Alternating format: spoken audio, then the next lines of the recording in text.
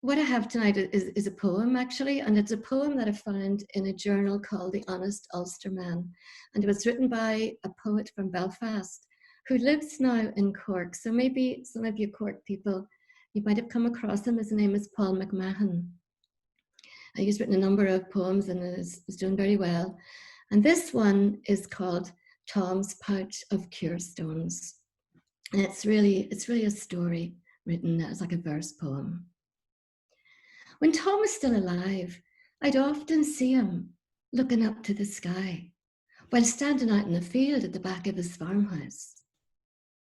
And when I had the chance to ask him one day in the local what he was looking at, Tom took a black felt pouch out of his pocket and handed it to me. They fell from the sky, he said. Cure stones for curing elfshot and cows when the cow starts to pine away for no reason.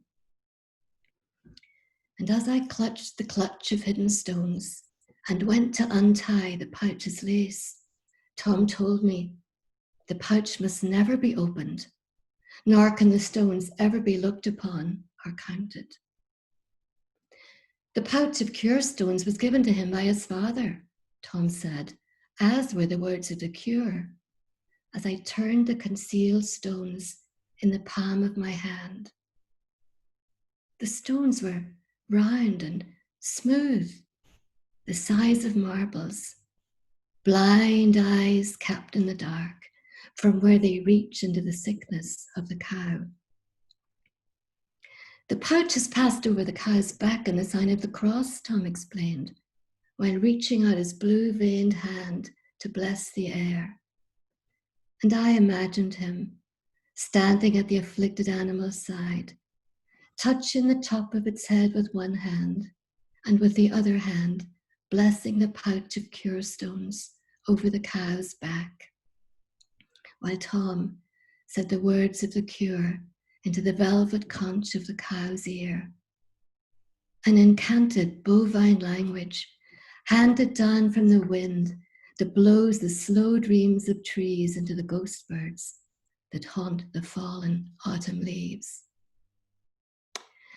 Well, when I said to Tom that maybe the stones had been coughed down from the smoothing gall of a seagull's bladder flying overhead, he just smiled, as wise folk do when mocked by the foolish.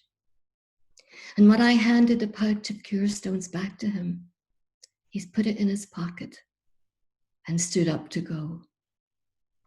The stones were needed, he said, by a neighbour's cow. Now, though Tom died many years ago, I've heard some people say that they still see him standing in that same field behind his dilapidated, roofless farmhouse, looking up at the sky, they say, and raising his hand quickly into the air.